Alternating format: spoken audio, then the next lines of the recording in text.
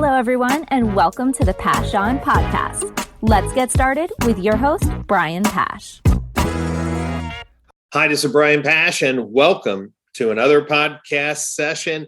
I'm so happy to have Brendan Jackson. He's the Senior Director of Automotive Strategy and Partnerships at Effectv. Brendan, welcome to the show. Thanks so much. Great to be here, Brian. Well, we have a lot to cover because one of the areas that I get the most questions about, in addition to things like digital marketing automation and budgeting, is, Brian, I'm a little confused about video. And that normally comes, Brendan, in the form of I've tried this OTT platform, or I tried this trade desk video solution, and I'm not getting much measurement or confidence in delivery. So we're going to talk about that today because, well, Effectv is really at the forefront of new ways in which we can deliver ad units across video. But before we jump in, Brendan, tell us a little bit about yourself. How long have you been with Effectv, and how long have you been in this media world helping dealers and the auto industry grow? Yeah, absolutely. So my entire professional career has been spent within automotive and media. Shortly after I graduated from college about 12 or so years ago, I started working at what at the time was a small but quickly growing website and digital marketing company. And I spent 10 years there serving in a variety of capacities, initially working with individual dealers to implement website best practices and digital marketing strategies, to then serving as the primary strategic point with a couple of the largest ownership groups in the country, before moving over into a leadership role where I was focused on building and leading teams that manage search, social, and display campaigns for dealers and brands. And then I had the opportunity to join Effectv about 2.5 years ago, which at the time, some may have thought, that move from more of the digital side over to what many think as a traditional company was a strange move. But I saw how Effectv was really disrupting the premium video space. And I knew that I wanted to be a part of that change and the tremendous growth opportunity that exists there. And so now I oversee our Tier 3 auto strategy and partnerships team, and we're working with some of the largest ownership groups and agencies, helping to make meaningful connections between their brands and consumers, and ultimately driving specific outcomes focused on maximizing the lifetime value of their customers. Well, Brendan, I love the fact that you're passionate about this topic, because so am I. And I'd like to start with your view of the changes that have gone on in what we might call the traditional TV video space, how consumers are shifting their viewing habits, and what does that end up doing for a dealer who wants to reach their local market. It seems to me that there's much more fragmentation and maybe even more difficult for a dealer to reach all the households in their PMA. Absolutely. There are several parallels between the auto retail and media industries. Brian, as dealers have really had to adapt their businesses to meet their customers where they are and provide optionality in this time of disruption. And in many ways, COVID and supply chain issues have really been a catalyst for dealers adopting new technologies, introducing new processes designed to improve the customer experience, and also, execute new strategies and tactics that really home in on specific areas of opportunity in this quickly evolving landscape. You also look at some of these large ownership groups that have built, these new national brands that give consumers this omni-channel experience to engage in a way that they prefer, right? Whether that be kind of in dealership, mostly online, or somewhere in between. And I think that word optionality is a really consistent theme on the premium video side, as consumers increasingly expect to be able to watch, what they want, when they want, and however they want, which has led to this kind of proliferation of publishers and technology advancements, new devices, new advertisers entering the space. And so, you think about kind of what that means for a dealer. You touched on it. It used to be a much simpler world, right? There were a core set of broadcast stations that you could advertise on to get into consumer homes. And then cable came along and disrupted, innovated and really advanced the industry by providing more niche programming to those interested in niche content.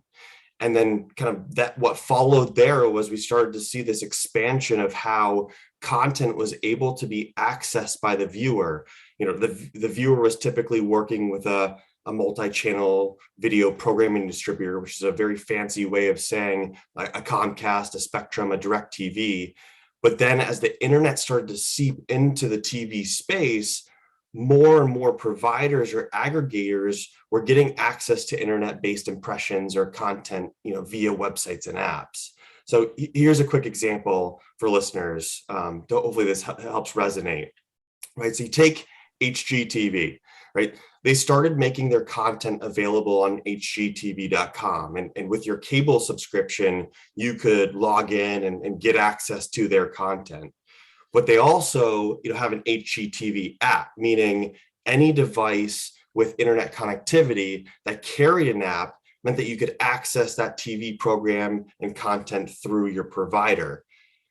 Then it gets even more complex as you start to see new devices, right? From tablets to connected TVs, gaming consoles that have various applications. And that just creates more and more access points for the viewer. So today, there are so many different combinations and ways in which a viewer can get access to their favorite programming.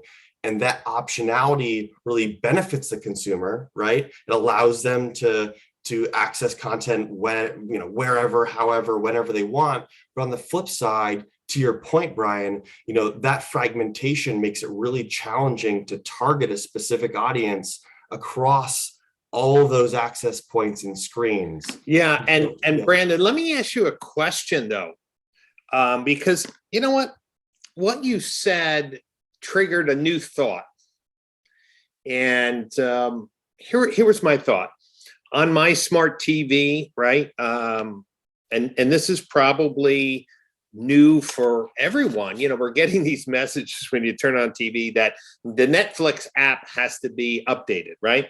And of course we know it, let's just use the HGTV. You have the HGTV app on your iPad. You have the app on your smart TV, but you have the channel on your cable TV. And then you mentioned someone can go to the website and through, by identifying your cable subscription, access the content on the web. Here's my question. Does HGTV or does Effectv have the ability to know when I go on my iPad, when I go through an app on my TV, or if I do the cable channel on my TV, or if I go on the web and say I'm a Comcast internet customer, do they have the ability to wrap that all and say that was all Brian Pash, or is there some difficulty in combining these different instances, kind of access points? Because, one of the challenges that dealers are saying is like, Brian, I'm not really sure what my reach and frequency is. And you're telling me a story I didn't really think about. It is Brian Pash could be accessing the same content through 5 different channels. Are those stitched together to say that all those exposures associated with this address? Yeah, great question. So we do have the ability to kind of tether a lot of that viewing experience together. We IP-based, given that, we're a broadband company and a cable provider, we have a lot of that first-party underlying data. But one of the things that I'll say too is, the way that kind of the Comcast platform has been built, we've been very much embracing the fact of this fragmentation, this changing of consumer behavior. We know it's evolving, right? It's no longer necessarily traditional live and streaming. It's this experience that consumers are, to your point, are accessing it through different means at different times.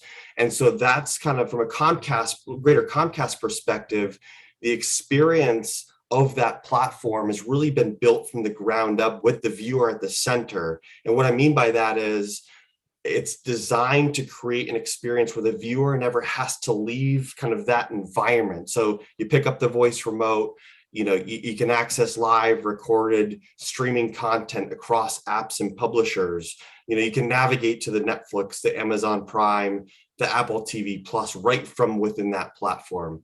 And then that's really where kind of Effectv fits into that, right? Which is, our differentiator in the market really being this intersection between the scale of reach that you're talking about, and then access to Comcast's aggregated, first party deterministic data. And so, Brendan, when you think of your differentiation, and this is really important for our listeners, I've told dealers that if they really want the best premium video content that companies like yourself and in other markets, right, you don't compete with, like Spectrum, these companies that have both the internet service and the video platform, you have a tremendous advantage. But it seems like there's new OTT players, new media platforms that are being pitched to dealers. And how is a dealer supposed to understand if they buy an ad strategy directly through Effectv versus a trade desk? How do they know that it's a premium, a better solution for measurement, targeting, and quality than, say, a tech platform where they don't know how many players are behind the scenes? Yeah, that's a great question. To your point, we're seeing, as dealers are certainly seeing, many companies stepping into the OTT space, right, as they see it as a revenue opportunity, right? And I get it. This is very similar to what we saw with SEM. I think from our standpoint, unlike many of these companies that are stepping in for the first time, this is an area in which we feel very confident we have the best solution for dealers. It's grounded in the relationships with the content providers themselves, the years of experience in running these OTT ads, and the learnings that we've been able to capture to improve upon these strategies. So it's not something new for us. But then also you think about kind of the premium video world that I was kind of talking about before. Comcast also really continues to invest in solutions to access that fragmented market space, focused again on the premium side, right? So you have like the Xfinity Flex, the Comcast streaming box that to aggregate the apps. X-Class TV, which is Comcast's new smart TV that we've developed in partnership with Walmart, based on, built on the X1 operating system I mentioned before, and then kind of the underlying tech we also own to help propel that. So to your point, it's tough. Like you, with all these new entrants coming into the market, you need to a dealer should really look to understand what these solutions are. What is the level of transparency that they're providing, right? Not all impressions are created equal. And so there's a lot of due diligence there to make sure that, the provider that you go with, you can be confident in the quality, the delivery and the context in which your advertising, is displayed in a brand safe environment. So Brandon, let's talk about that transparency. I'm thinking of a dealer group buyer the other day called me up and they said, Brian, I'm really frustrated with, and they mentioned an agency where they were buying their streaming video from. And they were just completely frustrated that the reporting was so vague. And they weren't even sure if they were getting their, right targeting. Like they weren't really sure that their PMA or the zip codes that they wanted to target were really being targeted. And of course, this is frustrating because, dealers, again, back in the day, it was pretty easy to buy cable based on your zip codes or your PMA, DMA. How are you making better strides in transparent reporting? Are dealers able to see the impressions by media channel, or is it impressions within the certain zip codes? What does that reporting look like that, at a high level, that dealers would say, hey, working with Effectv has been really valuable because their reporting makes it easier for me to inspect what I'm paying for? It's a great question, and you're right. Historically, it's been challenging for a dealer to see how their full premium video strategies working together with different vendors, reports, dashboards, which, as you mentioned, don't always provide the level of transparency showing where the consumer was met with a dealer's message. And this is one area that we're really excited about because we'll soon be introducing analytics capabilities that measure television the same way that we've always measured streaming video, based on impressions delivered to an in-target audience.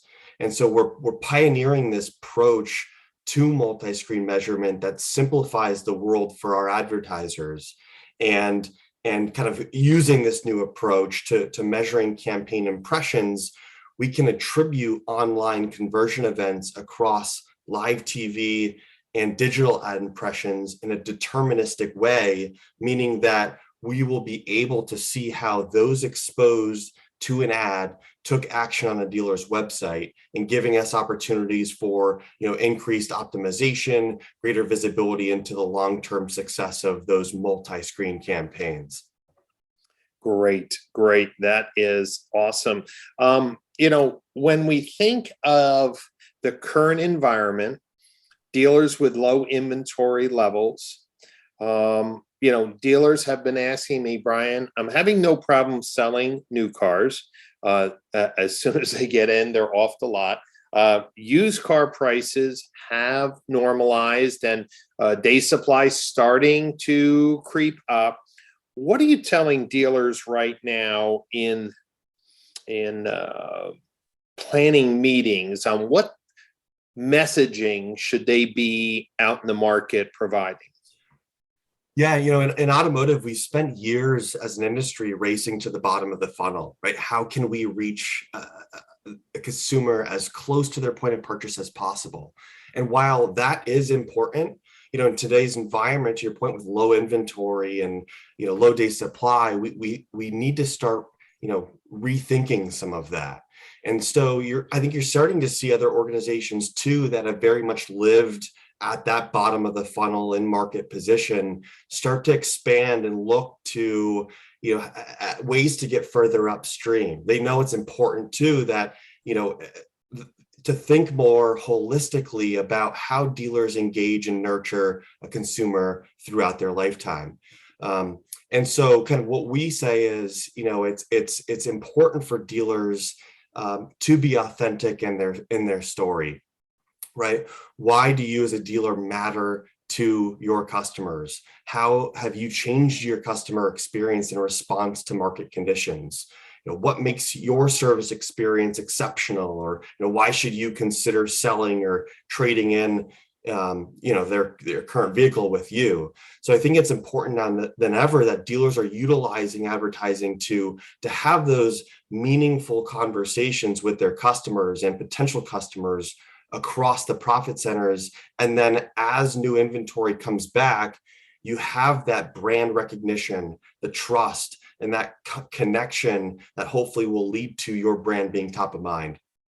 And Brendan, I want to remind all our listeners that you should be subscribing to my LinkedIn newsletter. I've written a number of articles about what I see as the future of automotive retail based on announcements from OEMs. And let me be very clear, from the initial announcements from some OEMs, and the model which is active in Europe, which is this agency model where dealers are basically a delivery center for an EV vehicle that was sold at MSRP on a national website.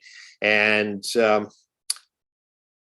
even though some dealers believe that franchise laws are going to protect them, the OEMs have the upper hand in all new car transactions. And I will say that more than ever, dealers need to be clarifying their why buy message. And more importantly, they need to educate local consumers about the power of a local dealer.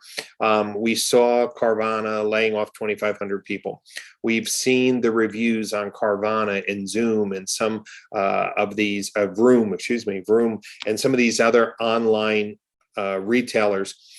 Car dealers are the heart of the local community. And I want to encourage dealers, if you have not built an ad campaign protecting and building a story about your value to the community, why buying local matters, the value adds of buying local. Look, some people will buy online. I get that, but it's not going to be the vast majority anytime soon. And we need to defend the franchise dealer model. If the only thing your ads are doing is advertising lease payment or finance programs, or, hey, we want your used car. If that's the only thing your video strategy is saying, I think you're missing an opportunity.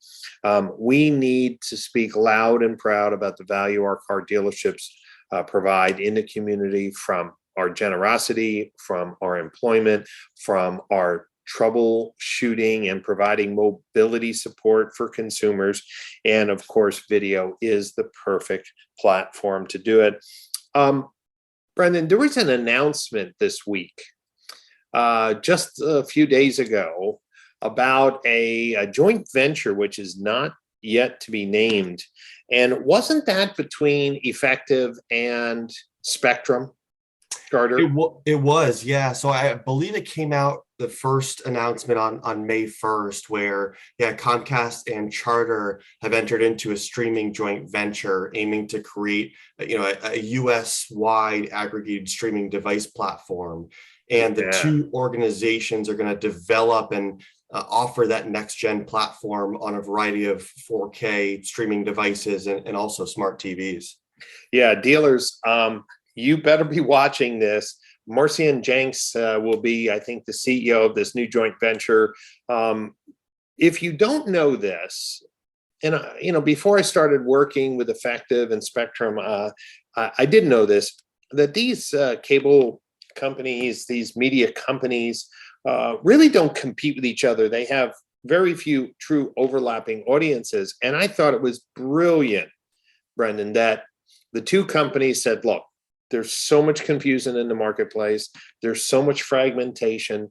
Measurement is so important. The future of this industry is to set some standards for measurement, distribution, impressions, and taking the two big players in the United States and saying, let's work on a tech platform that can give our advertisers really what they want, even greater visibility into the reach of their media. I thought that was amazing. So dealers, OEMs, tech companies who are listening to today's podcast, you better follow this joint venture, which will soon to be named, because I think it's really going to change the rules of engagement and increase the value proposition of companies that are advertising with Effectv.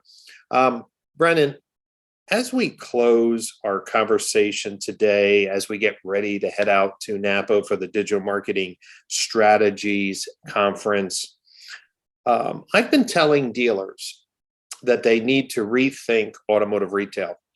There's a great book called Think Again, which I have been recommending dealers to read. Really needs to be part of our executive coaching. This ability to rethink situations as market conditions change, competitive landscape changes.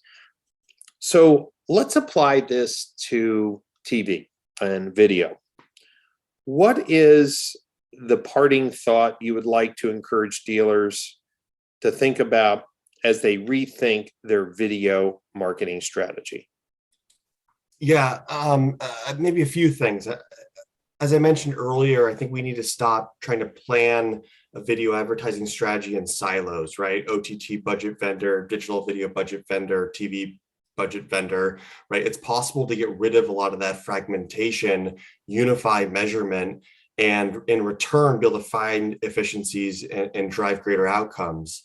And then from a messaging standpoint, I think consider the lifetime value of your customer and your potential customers, right? It's not just about price payment the last 2 weeks of the month anymore, and make sure you're being authentic and communicating what your modern brand promise that you, Brian, speak a lot about, and how you're engaging with the community and giving back. And then lastly, again, consider the full customer journey, the multiple dealership touch points, and how you are feeding kind of that entire approach in your pipeline. Well, those are great words to challenge all our listeners to rethink what their current video strategy is. And Brendan, I look forward to spending time with the Effectv team in the Napa Valley. We have the 12th annual Digital Marketing Strategies Conference. That's May 22nd, 23rd, and 24th. There are still a few dealer tickets left.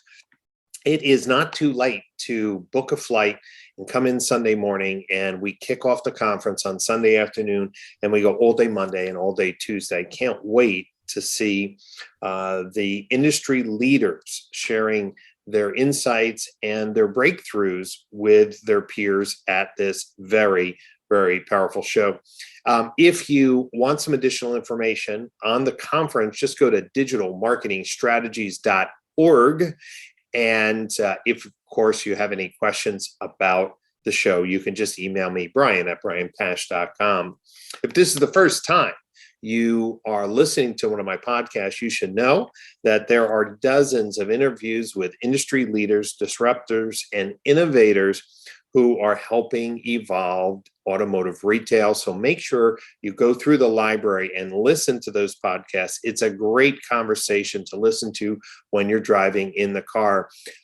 Brendan, thank you so much for being a supporter of dealer education. Thank you so much for being on the show. And for everyone who's listening today, don't forget to check back this week for another exciting podcast interview on the Road to DMSC series. See you in Napa real soon.